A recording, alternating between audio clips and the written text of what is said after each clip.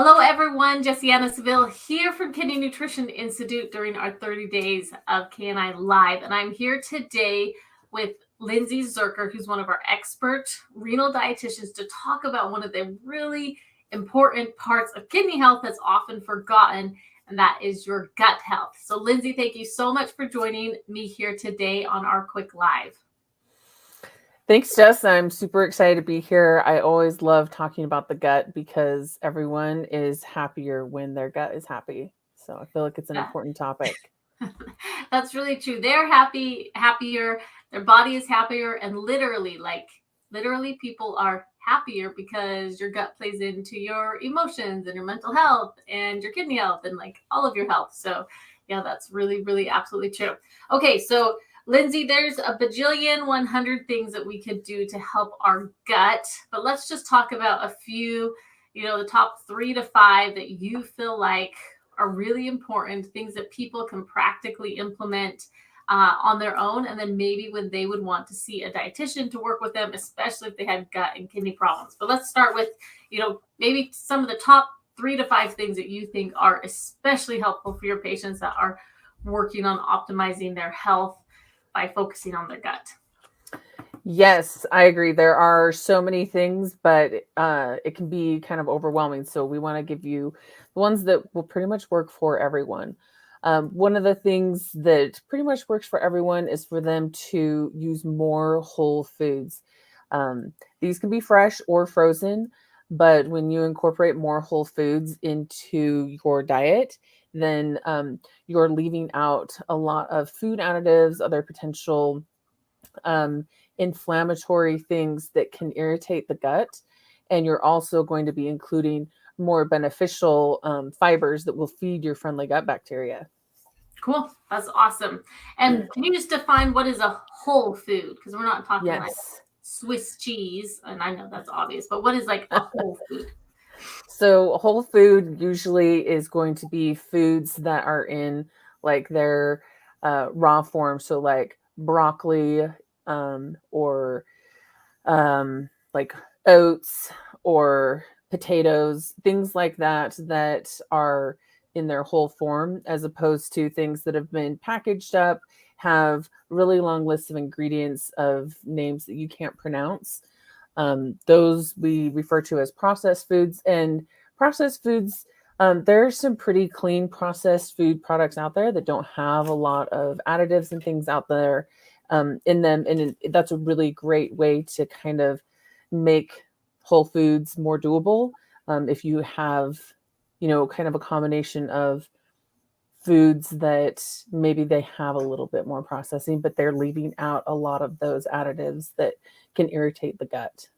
Awesome. Okay, so number 1, whole foods, starting to minimize or swap out some of the processed food. For example, if you were using, which my dad thinks this is a crime, and maybe you do also being from Idaho, if you're using potato flakes, maybe swap them out for real potatoes, especially if they have extra ingredients.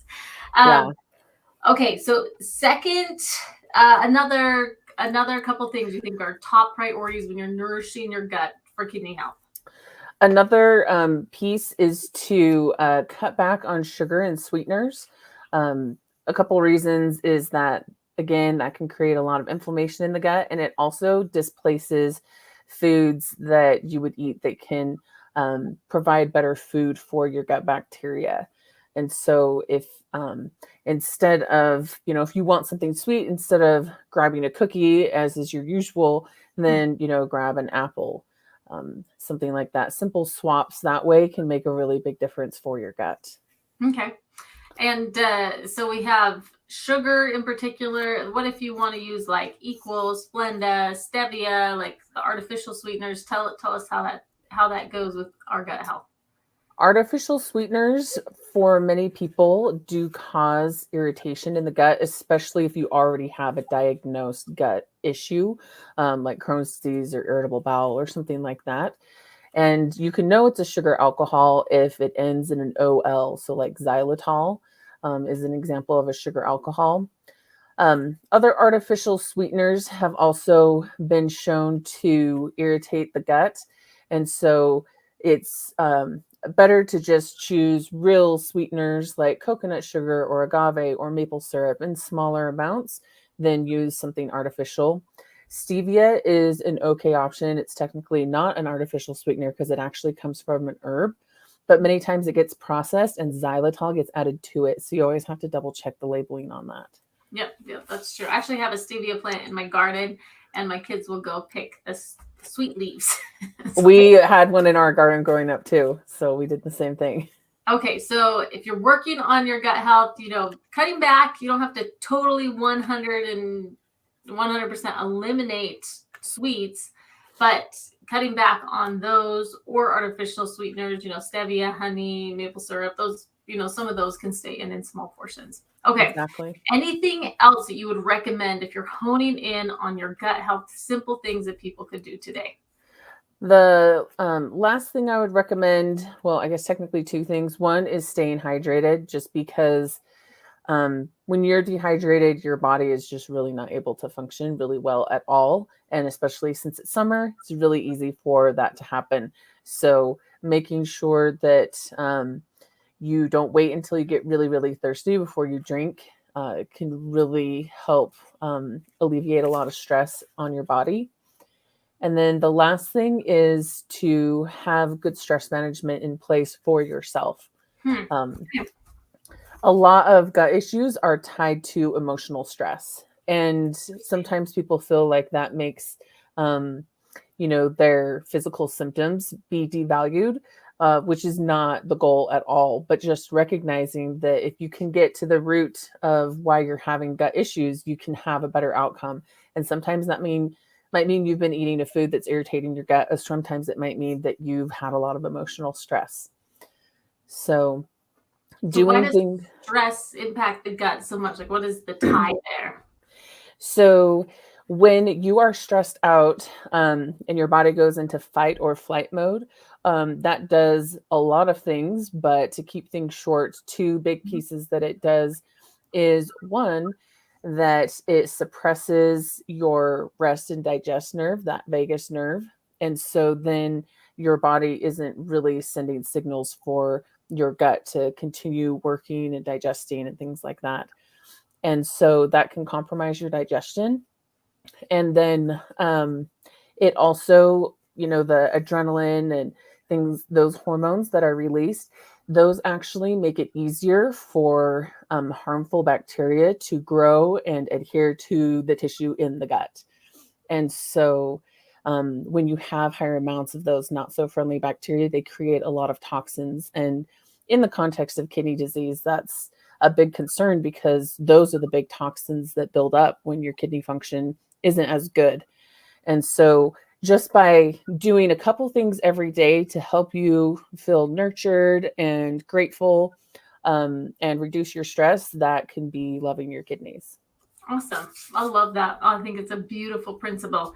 So when should someone with gut issues work with a dietitian? Or what would a dietitian do for you? Let's say you have some kidney disease and also you're bloated or constipated. Like what would we do at Kidney Nutrition Institute to help you out? Yes, we love to look at the root issue. And so if somebody comes to us and they're on several medications for digestive issues, like maybe they're taking some type of antacid, like omeprazole or Tums every day, or maybe they have to take something like Miralax for constipation all the time. These things are not necessarily bad, but they're kind of a Band-Aid. They don't really address why you're having those digestive issues. So if you have a chronic digestive issue that is poorly managed, that's something that we would love to be able to help with, because we see so much improvement in quality of life, but also you're able to digest and absorb all your nutrients better and better support your kidney health. Cool. That's amazing. Well, good. Well, thank you for joining me here today. For those of you who have popped on, you can go to kidneynutritioninstitute.org. If you struggle with gut issues, if you've wondered if that plays into your kidney health, make sure and book a call with one of our dietitians. The first hour call, we really take a lot of time to dig into your case history and understand, what are the root causes, what's going on with you, what is your story? What can we actually do to move the dial on health So you're not questioning if this food is a reaction for you, or, is it dairy? Is it gluten? Is it because I'm stressed? Is it, we can, map out those questions and get on a plan so that you can wake up and your gut can feel good every day. So thanks so much, Lindsey, for joining me. I really, really appreciate it. Thanks, Jess. Have a good night, everyone. Bye-bye.